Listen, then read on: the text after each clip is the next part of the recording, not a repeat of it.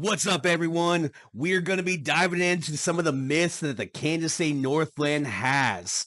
And if this is your first time to my channel, I want to introduce myself. I am Big Mike, and I'm a local Kansas City real estate agent specializing here in the Kansas City Northland area. And in this video, we'll be just diving into some of the myths of the higher prices, the longer commutes, the lack of amenities, and then so much more. So you're going to have to stick around. The very last one's going to surprise you, and I promise I'll deliver on the value. So the very first myth on this list is Big Mike, the home prices are too expensive. Man, that couldn't be farther from the truth.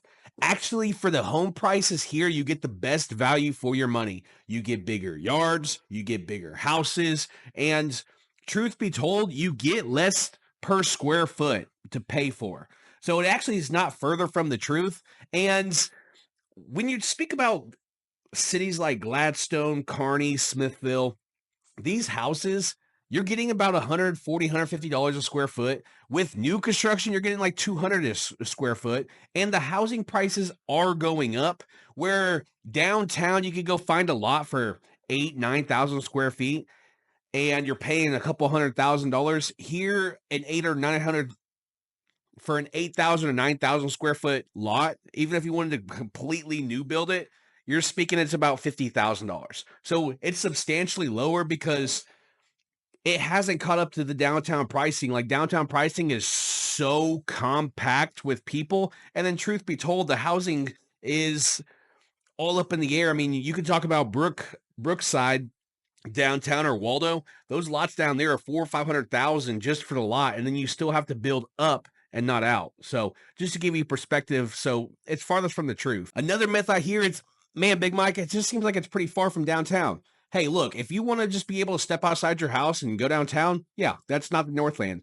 But if you have a vehicle, which most people do nowadays, you can easily drive the 15 minutes downtown. I mean, Briarcliff's like 10 to 15 minutes away. Parkville's maybe 15 minutes away.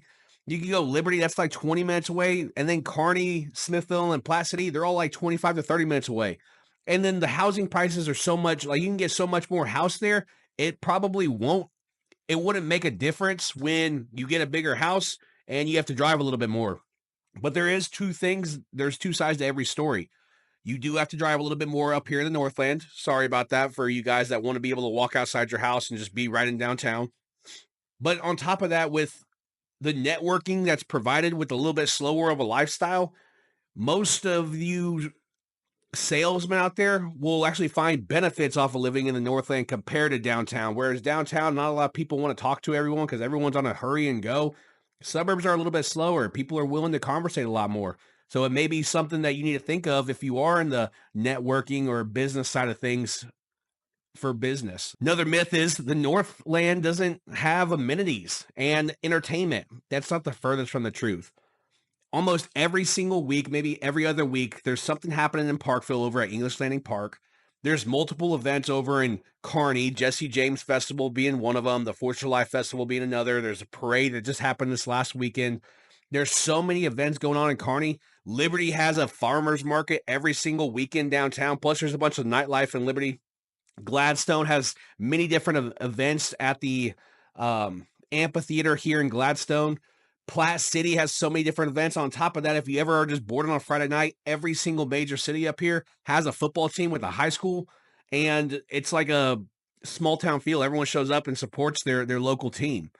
So if the entertainment portion you're kind of struggling in, I mean, if you want to do shopping, there's so many different spots. Zona Rosa being the number one, probably up here in the Northland. Liberty has some lower tier shopping areas, but Zona Rosa has the higher tier. Now, obviously, it doesn't have the absolute top tier places to shop. You will have to go down to the plaza for that. But with that being said, we're going to save you some money up here in the Northland. So you won't have to pack as much on your debit card or your credit card comparatively. Another myth on this list is the Northland isn't a good investment, guys. Oh my gosh. There's so much infrastructure going in. Yes, downtown has so much more money and buildings than the Northland. There's no doubt about it. But when you come and shove $3 to $4 billion up here in the Northland, what do you think's going to happen to the housing prices? They're not going to stay low when all this infrastructure comes in, brings in more jobs. When more jobs get brought in, more people want to live close to their jobs. When more people want to live close to their jobs, more people want to fight over the minimal housing availability. And when people fight over the minimal housing availability for supply and demand, if the supply is not enough for the demand, the housing prices go up. You're going to have to pay more. So, in about 5 to 10 years' time, Liberty and Parkville are probably going to be significantly higher than where they are right now. And then even Gladstone possibly. Gladstone's a little bit on the older side, but with Liberty and Parkville, there's so much new construction going in. They just continue to rise and rise and rise, making housing prices really stay elevated. Next myth is the Northland's just for families. Now, that is kind of true. The Northland does cater to a lot more family-friendly events.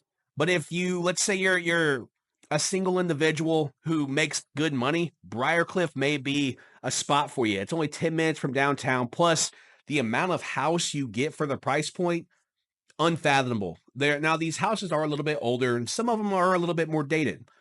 But you won't be able to find, I would probably argue across the nation, a lower cost per square foot than Briarcliff. Now, other places like Gladstone.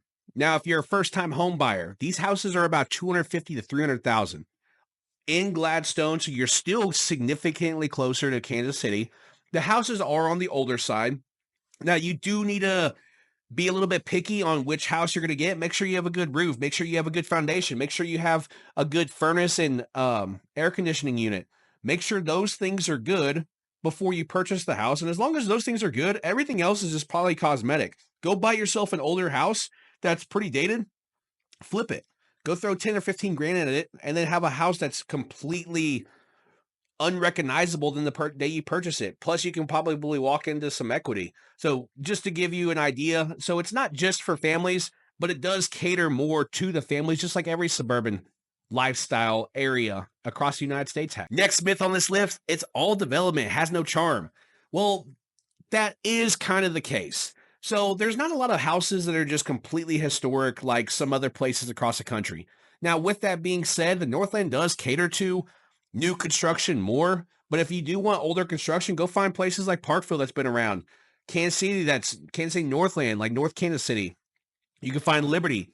Now, outside of that, whenever you start getting into the older classic houses in like Kearney, Smithville, Platte City, you're probably talking about a house sitting on a bunch of acreage, because a lot of the more suburban style living that you're accustomed to, those houses haven't been around for too long. I mean, all these three places had a significant amount of farmland that developers came in and purchased the land and just threw on subdivisions in sporadic spots that would make sense.